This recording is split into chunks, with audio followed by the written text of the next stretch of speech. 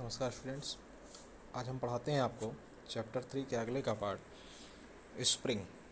तो सबसे पहले ये बता दें स्प्रिंग होती क्या है। स्प्रिंग एक आपका एब्जॉर्बिंग उपकरण होता है जो हमेशा शॉक्स को एब्जॉर्ब करता है और आगे की प्रक्रिया को क्रियान्वित करता है। तो ऐसा नहीं है कि स्प्रिंग बस गाड़ियों में ही यूज किया जाता है, ये विभिन्न प्रकार के प्रणालियों में भी इसका प्रयोग किया जाता है और इसका प्रयोग हम लोग एक तरीके से मैकेनिकल यंत्र के रूप में करते हैं।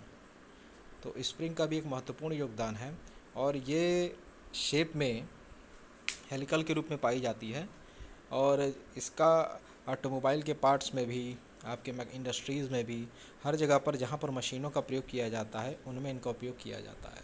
तो हम ये कह सकते हैं कि स्प्रिंग की सहायता से हम शॉक को एब्जॉर्ब करते हैं। जैसे गाड़ियों में हमारे लगे होते हैं शॉक एब्जॉर्बर, तो स्प्रिंग भी एक तरीके से शॉक एब्जॉर्ब ही करती है और क्या करती है, ऊष्मा को अवशोषित करती है। तो अब ये होती क्या चीज़ है, तो इनकी क्षमता कुछ ग्राम से लेकर 20,000 किलोग्राम या उससे अधिक होती है। तो बात यहाँ पर हम कर रहे हैं स्प्रिंग के, जो कि यूज की जा रही है सेंसर के रूप में। तो यहाँ पर हम स्प्रिंग को अपने सेंसर के में भी प्रयोग कर सकते हैं और इसमें दिखाया गया है कि जैसे इसकी क्षमता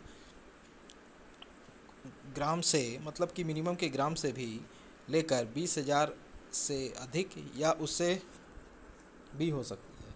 तो यहाँ ग्राम से लेकर 20,000 किलोग्राम या उससे अधिक भी उसकी क्षमता मापी जाती है। इनकी यथार्थता 0.5 से 1% तक होती है। अब रही बात यथार्थता की बात करते हैं, तो यथार्थता का मतलब यहाँ होता है एक्यूरेसी से।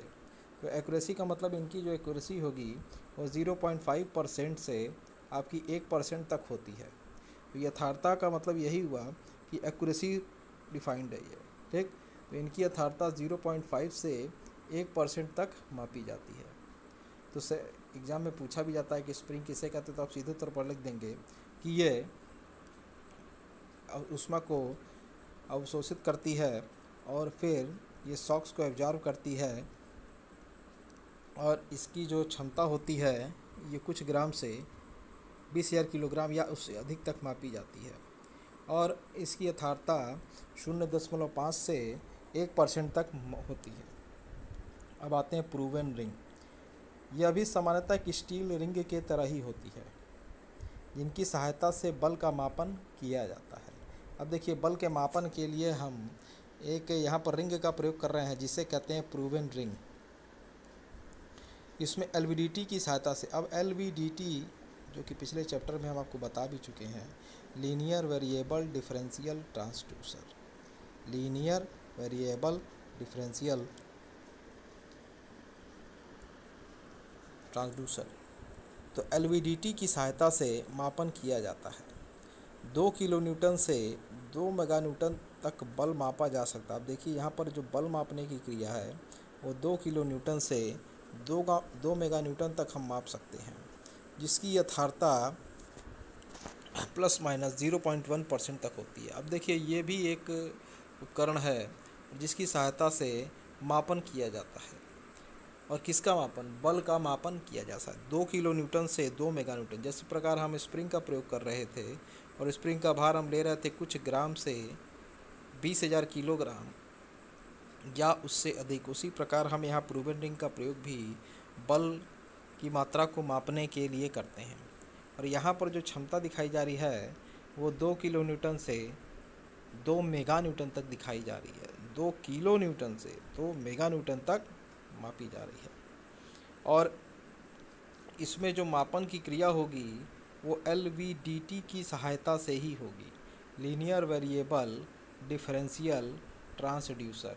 तो इसकी सहायता से ही बल का मापन किया जाएगा और इसकी यथार्थता जो है वो ±0.1% होती है। तो यहाँ पर देखिए, एक प्रूवन रिंग का एक फिगर भी दिखाया गया है जहाँ पर आप देख सकते हैं एक्सटर्नल ब्रश है और उसके ये रिंग के ऊपर एक्सटर्नल ब्रश लगाया गया है और एक्सटर्नल ब्रश के ऊपर फोर्स की मात्रा लगाई जा रही है और अंदर के साइड में, रिंग के अंदर के साइड में यहाँ पे इंटरनल ब्रश लगाया गया है। आप देख सकते हैं कि यहाँ पे वाइब्रेटिंग रीड इंटरनल ब्रश से हो रही है और ये और जो रिंग जो पूरी एक गोलाई में आपको दिख रही है वो प्रूविंग रिंग होती है और यहाँ पर ही बल का मापन हम लोग करते हैं। आप देख सकते हैं कि प्रूवन रिंग में जहाँ पर वाइब्रेटिंग रीड गिर रही है वहाँ पे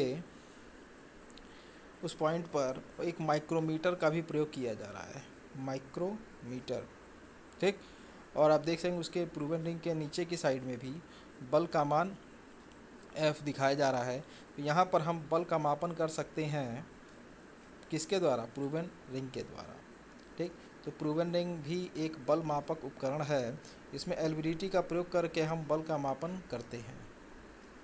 फिर लोड सेल, अगला हमारा पॉइंट है ये लोड सेल।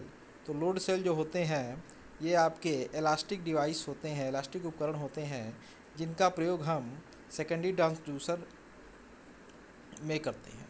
तो लोड सेल क्या होते हैं? लोड सेल आपके एक इलास्टिक उपकरण होते हैं और जिनका प्रयोग हम सेकेंडरी ट्रांसड्यूसर में करते हैं। Type of load cell. अब देखिए यहाँ पर लोड सेल का प्रकार पूछा गया और ये 3 प्रकार के होते हैं, hydraulic load cell, pneumatic load cell और स्ट्रेन गाज लोड सेल। 3 प्रकार के हैं, hydraulic load cell, pneumatic load cell और strain gauge load cell.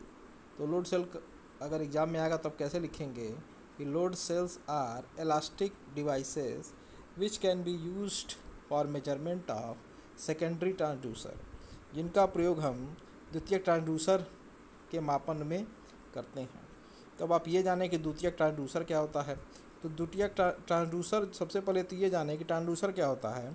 Transducer वह उपकरण होता है जिसकी सहायता से नान विद्युत राशियों का तात्पर्य ये है जैसे बल, वेग, दाब, द्रव्यमान, त्वरण, बलाघूर्ण इत्यादि को हम विद्युत राशि जैसे कि मैग्नेटिक फ्लक्स, कैपेसिटेंस, इन चीज़ों में बदलने का कार्य करें, वह आपका ट्रांसड्यूसर कहलाता है।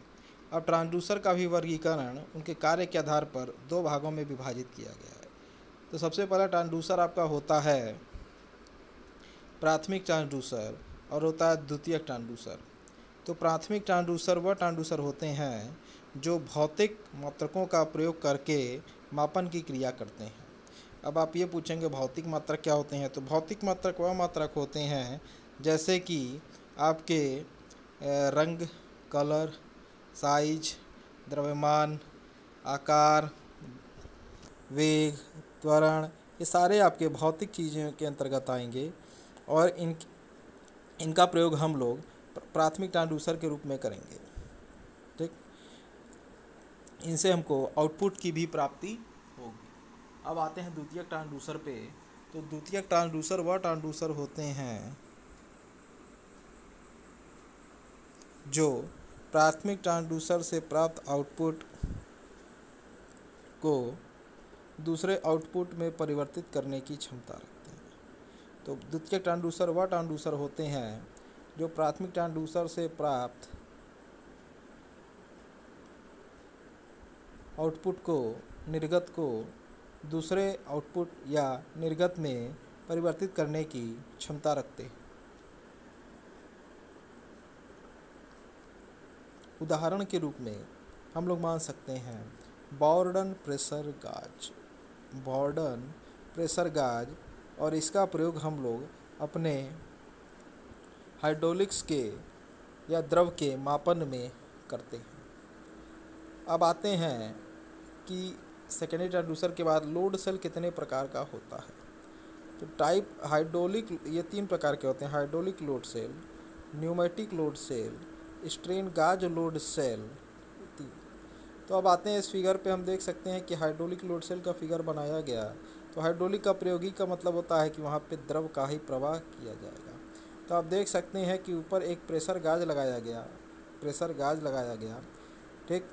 और यहाँ पर एक इसी इंस्ट्रूमेंट में आप देख सकते हैं कि एक फ्लूइड को एक खाली स्थान पर भरा गया है और उसके ऊपर एक डायफ्राम की परत लगाई गई है। यहाँ पर फोर्स ऊपर से उस पर लगाया जा रहा है और यहाँ पर उसका क्या मेजर किया जा रहा है, प्रेशर गाज के माध्यम से उस पर उत्पन्न होने वाले प्रेशर का मान। तो इसे हम लोग कहते हैं hydraulic load cell. Hydraulic load cell. अब आते हैं हम लोग द्रव प्रवाह सेंसर पे। लिक्विड फ्लो सेंसर, मतलब कि लिक्विड सेंसर ऐसा सेंसर जो द्रव के प्रवाह को सुचारू ढंग से बता पाए या उनकी कार्यप्रणाली को सेंस कर पाए, उसे हम लोग कहते हैं लिक्विड फ्लो सेंसर। तो द्रव प्रवाह सेंसर के रूप में इलेक्ट्रोमैग्नेटिक प्रवाह मीटर का प्रयोग किया था। अब देखिए, द्रव प्रवाह sensor means liquid flow sensor के रूप में हम लोग इलेक्ट्रोमैग्नेटिक फ्लो मीटर का प्रयोग करते हैं।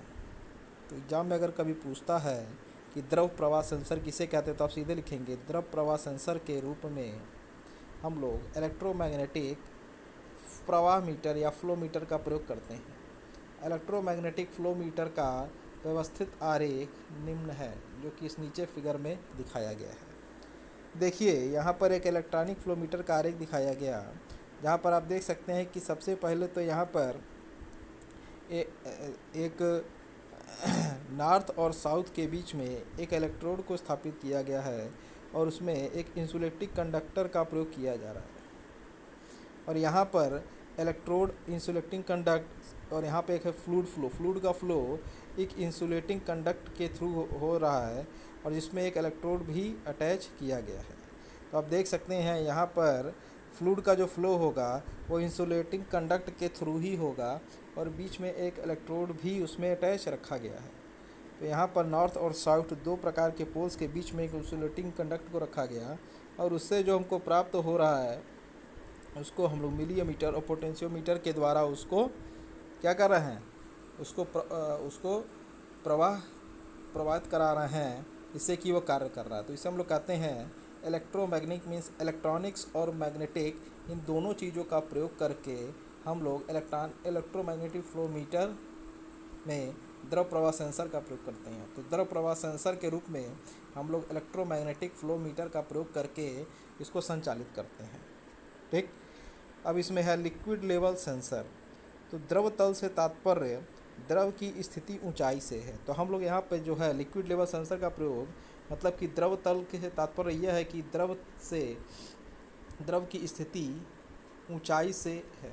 मतलब यहाँ पे द्रव की स्थिति जो मेजर की जा रही है वो उसकी ऊंचाई से, मतलब कि आप देखते होंगे हर जगह जो द्रव भरता है, कहीं भरा जाता है, तो उसको हम लोग हमेशा तल से मापते हैं कि कितना इसका गहराई है। तो गहराई उसकी मापते हैं हम लोग ऊंचाई से।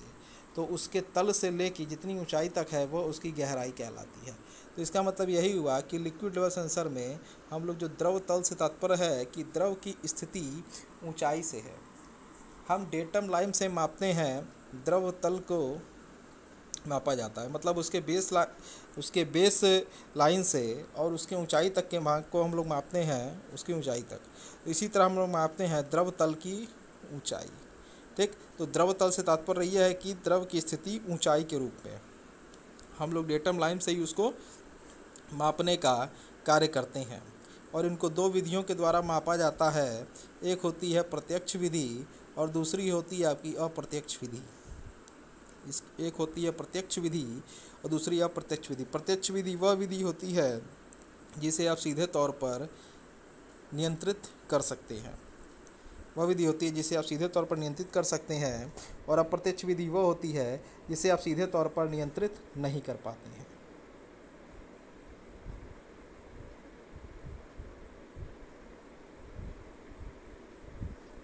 तो यहाँ पर प्रत्यक्ष विधि में जो कि जिसे सीधे तौर पर नियंत्रित किया जा सकता है, इसे हम लोग क्या कह सकते हैं कि इसे साइट ग्लास लेवल गाज और